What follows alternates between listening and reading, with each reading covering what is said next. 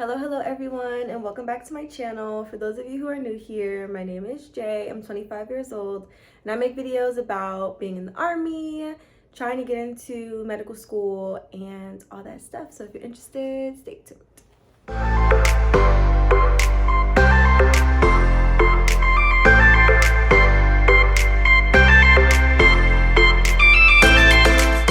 Alright, you guys, so this video is just basically part 2 of my last video, my update on like life and my first duty station and all that good stuff. So yeah, not much has really changed since then. I did go home for the holiday. I was able to get my hair done, change my hair color, so I'm a little happy about that.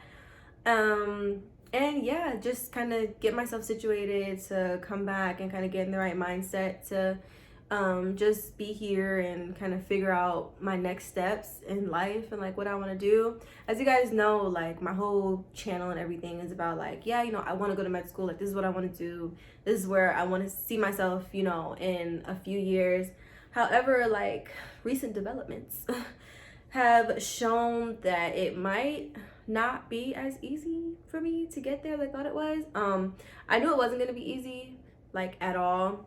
However, like it's just been a lot harder because I don't know how long I'm gonna be here in Washington because of the possible deployment, and it's just like a lot of the classes that you need for medical school you can't take online. And I have everything except for organic chemistry. And I won't say there's a long story behind why I don't have organic chemistry, but like when I graduated undergrad, I just knew I was gonna be a physical therapist. I was gonna go home, do an internship, apply to PT school, and everything was gonna be fine. But towards the end of my senior year of college, I was just like, I want to do more. Like I want to be in the hospital. I don't want to be in a clinic. Like I want to be like in the emergency room. I just knew that I had more of a purpose like working directly with patients in a hospital setting more than I did like after the fact in a physical therapy setting. So it was kind of just like, I need to figure out how I'm gonna get there. So when I graduated, I went into a post-bac, and then I went to a post-bac at Columbia University in New York, and it was nice. Like the program was great. I met a lot of great people there, like so many friends, like people who I still talk to this day. However, when I first started that program, I suffered like a really big case of imposter syndrome. So like going to class every day, it just felt like, like I don't belong here. Like I'm not good enough to be here. And I'm not trying to like, blame any of my shortcomings on like feeling uncomfortable, but it was just like mentally I probably should have taken a break from school and kind of laid out a plan before just kind of jumping in, because that's a theme of my life. Like I have a habit of just jumping into things without thinking past like a year or two.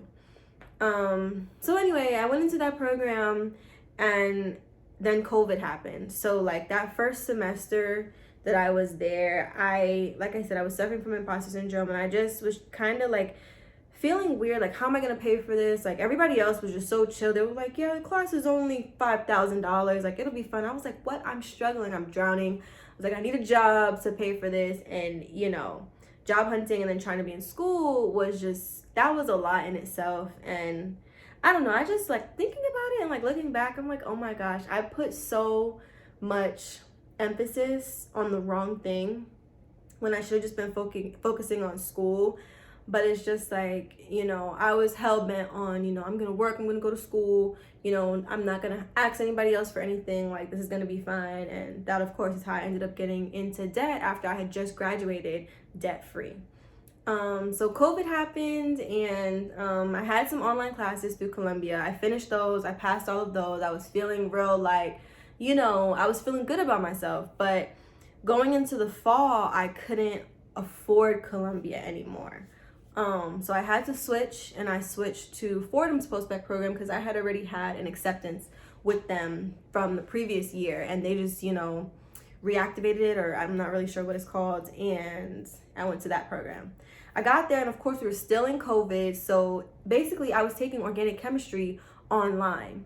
And of course, you know, it's already hard to follow a professor when you have them in person, but like online, it just was like, oh my gosh. So I was like, not only did I went from feeling like I didn't belong somewhere, and then now I'm feeling more confident. I'm like, yes, I'm gonna do this, it's gonna be great. And then I got a bad professor. And it's like, you can't really blame life on that either, because it's like, you're gonna get bad professors and bad instructors all the time. But it was kind of just like one thing after another. I was like, oh my gosh, like, again, here we go. So I've taken organic chemistry three times. I didn't want to say it, but yeah, whatever. I took it 3 times. The first 2 times I withdrew, and the last time I got an F. And that was my first failure, like, ever in life.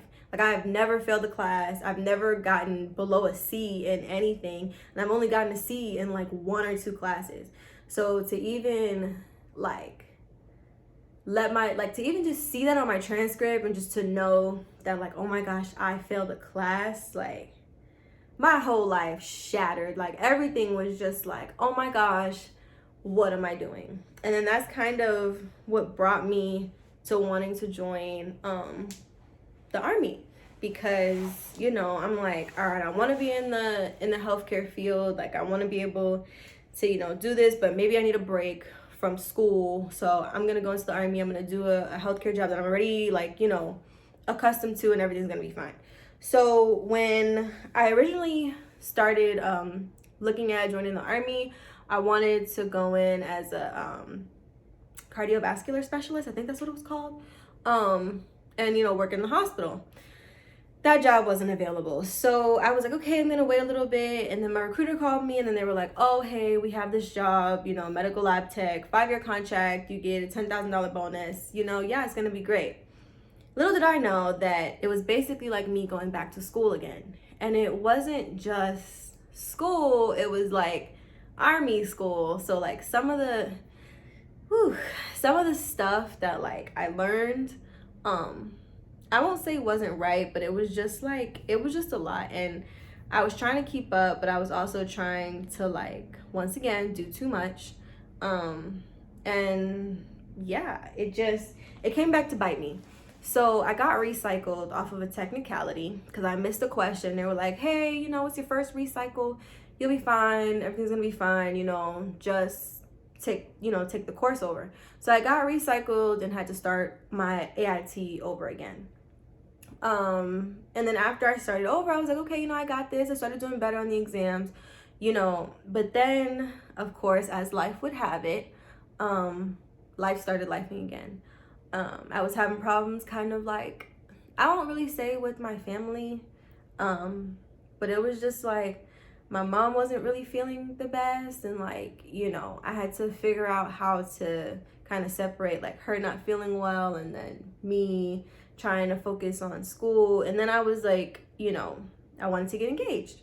And so yeah, that was a whole another issue with my family, because, you know, without putting my business on blast, you know, it was just a lot. And there were some things that I just wanted to do that my family didn't agree with. That's what we're gonna leave it at. Like, I wanted to do this one thing and they didn't agree with it. And so that just caused some strain, like, mentally for me again. And yeah, I feel like my life is just one big story of like, here I go trying one thing, and then something catastrophic happens, and then I'm just back flat on my face. Whew, this video is gonna be kind of long. Damn, this is not what I want to talk about, but hey, this is where we're going with it. So yeah, so anyway, so after that, after failing for the second time, they were like, hey, yeah, you can't be in this MOS anymore, we're gonna reclass you. And I was like, damn, okay, here we go. So I wanted to be a 68 whiskey. I wanted to be a combat medic, but however, I circled combat medic and I circled supply. In hindsight, I probably should have just circled combat medic, but I was just like, you know, the next best thing after combat medic would have been supply, because it was only 8 weeks AIT, and I just wanted to get out of trade doc. I was like, it's time for me to be out of this shit. Like, I'm sorry for cursing, but it's time for me to be out of this stuff. Like, I'm so sick of it. So, you know, I got my wish. I got 92 Yankee, I got supply, and in 8 weeks, I was out of AIT. And then in my last video, I had kind of told you guys that like once I got here was when it really set in for me that I was no longer in the medical field. Because, you know, 92 Yankee AIT, like I said, it was 8 weeks. So it was super easy for me. For some people it wasn't, but for me it was super easy. Everything came, you know, easily to me. It was quick. I was like, yes, I'm out of here. You know, I was, you know, the platoon whatever leader for that time, and then I was able to be student first. I was like, okay, you know, like, you know, those leadership positions kind of kept me going, and, you know, kind of kept me, I won't even say blinded, but it kind of just, you know, gave me something else to think about besides the fact that I just lost another possible avenue into medical school. So now that I've gone through all of that and we come back to me being here at JBLM, when I first got here, it kind of just settled in that like, wow, like I'm here, I'm gonna feel accomplished because I finished my AIT, but then immediately after I was just like, oh shit, what am I gonna do? Because I wanna be in the medical field and now I'm so far removed from that because now I'm in supply. So it was just, you know, or it is just kind of hard to deal with, and it's been hard to deal with. And I feel like I've gotten better. Like I feel like I'm okay with where I'm at right now because I've made plans to be in a totally different place, you know, a year from now, year and a half from now. But it's just like, it's scary because, you know, it just feels like lately everything that can go wrong has gone wrong. Like, and I can't sit here and blame it on life because there's a part of it where I wasn't in it, where I wasn't living in my own moment. I was living so much in the future and so much in, well, yeah, I'm gonna be fine with this, I don't have to worry about this, to the point where it was just like, you know, I wasn't focusing on what I should have been focusing on in that moment, and I was just thinking about like after the fact. And, you know, you have to realize those things, I guess, in life, and you have to realize that, you know, you can't blame anybody for your shortcomings. And it's sad, you know, because once you realize that, it's like, oh my gosh, like, you know, I kind of kicked my own self, you know, in the butt by not doing what I was supposed to be doing and by not like focusing on what I should have been focusing on. But now we're here and there's no going back. So, whew, chapter close on that. I know there were a few people asking about like how I got reclassed and, you know, how all of that happened. That's kind of pretty much the story, like the timeline. I went to basic. I went to my first AIT, got recycled twice, you know, because life was lifing and because I wasn't putting in the work that I should have been putting in and focusing on what I should have been focusing on in the moment. After getting recycled twice, they reclassed me to 92 Yankee. I did 92 Yankee, 8 weeks. Now I'm here at JBLM at risk of getting deployed. I won't even call it at risk because it is what it is at this point. But yeah, and so that's where I'm at right now. I have made, you know, a 5-year plan because obviously I need to think a little bit more deeply into like my future and like what I want from here on out. And I guess, you know, maybe I'll make a video about that, like how I made my 5-year plan and like how things are like kind of going, because it'd be nice to kind of have you know, record of everything that I've been doing, and like in 5 years I'd love to see if I'm actually where I want to be. Because, you know, as much as I want to go to medical school, like I've also been considering PA school, and I've also been considering nursing, because for a long time I felt like that was me giving up on my dream. But like, you know, my dream is just to help people. Like to help people from a medical standpoint. Like I just want to work in the hospital. Like I just want to be, you know, in a medical setting where like I'm doing good with my knowledge and with like, you know, my hands, because I feel like I'm really good with my hands, and like eventually I want to be a surgeon, you know, or some type of surgery. Even they have PAs in surgery too, and they have nurses who can like, you know, help out in surgery. So it's just like, I feel like I will get there eventually. I might be 50, but I'm gonna get there eventually. So I just have kind of come to terms with the fact that like my life is mine to make, and I can't let, like I can no longer let outside factors weigh so heavily on my future and like who I am as a person, like what I want, because that's not fair to me. And it's like I don't want to say only 25 because I'm getting old, but like I'm only 25, and I look back on my life and I'm just like, damn, like, why didn't I do this then? Or why didn't I think about this then? Like, and, you know, I hate the feeling of regret, because it's just like, there's so much that I could have done in the moment to prevent, you know, what has happened now. And like, just thinking back to it, it's just like, oh my gosh, like, I let this get in the way, I let that get in the way. Like, so many things that shouldn't even matter, like, affected me in ways that just became so big and like became such big problems. So it's just, you know, so yeah. That's pretty much the update on everything that's been going on. I kind of had a little epiphany moment in between the last video and this video, because I was just like, I don't want to sound so sad, because I'm not necessarily sad. I'm just disappointed with where I let my life go. And I feel like I forgot that I'm still living. Like, I feel like I forgot that, like, I don't want to say still living because that sounds stupid, but like, I forgot that, like, there's still so much life to live. And I can't sit here and think that my life is over just because, you know, COVID happened and my mom got sick, my grandma got sick, and then, you know, dealing with wanting to start a life with, you know, somebody else, and just all this stuff that's been going on. So yeah, it's just, I'm figuring it out. Like, I'm working through it. And you know, making this YouTube channel has helped me so much, because it's just like, at the end of the day, like, I feel like I have to be held accountable for a lot of the things that I'm doing. And not to say that I need outside sources to figure my life out, but just the simple fact that, like, you know, it's easy to tell yourself, hey, I'm not going to the gym today. But when you have to tell 10 other people that you're not going to the gym today, you know, it hits a little different. Then it's like, oh, maybe I should go to the gym.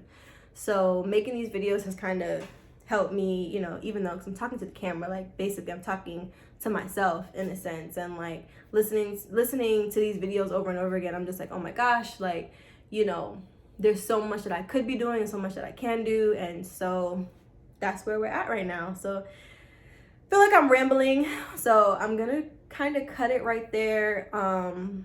You know, I do have a 5-year plan now. I've designed it, and I will show you guys, because I think it's so cute. I'm not done with it yet, but I will show you kind of like the layout and like how I made it and how I'm putting things into motion, so that I can get to where I want to be. Because in 5 years, like, mark my words in this video, in 5 years, I do not want to be here.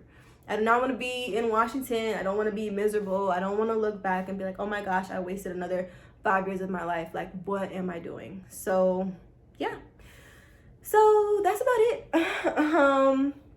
And I guess I'll see you guys in the next one. You know, hopefully, please, you know, hit that like button, hit the subscribe button. I would love to see you guys in my next video. And I thank you guys for the support. I try to answer all the comments in the comment section. I really like feel so good when you guys comment, you ask me questions, because I love to feel like I'm helping somebody out and helping somebody, you know, make a good decision when it comes to the Army, because it's really not that bad. And there's so many things that you can do with the Army that people don't tell you. And I hope that, like, my videos just makes you look something up one more time, or write out a plan that you wouldn't have written out, or go, you know, ask your recruiter a question that you wouldn't have asked them before. Because, you know, there's a lot of benefits that are available to you. We just got to know how to use them. So with that, I just want to say thank you for tuning in to my video, you know, tuning into my channel again. And I hope to see you guys in the next one. All right, bye guys.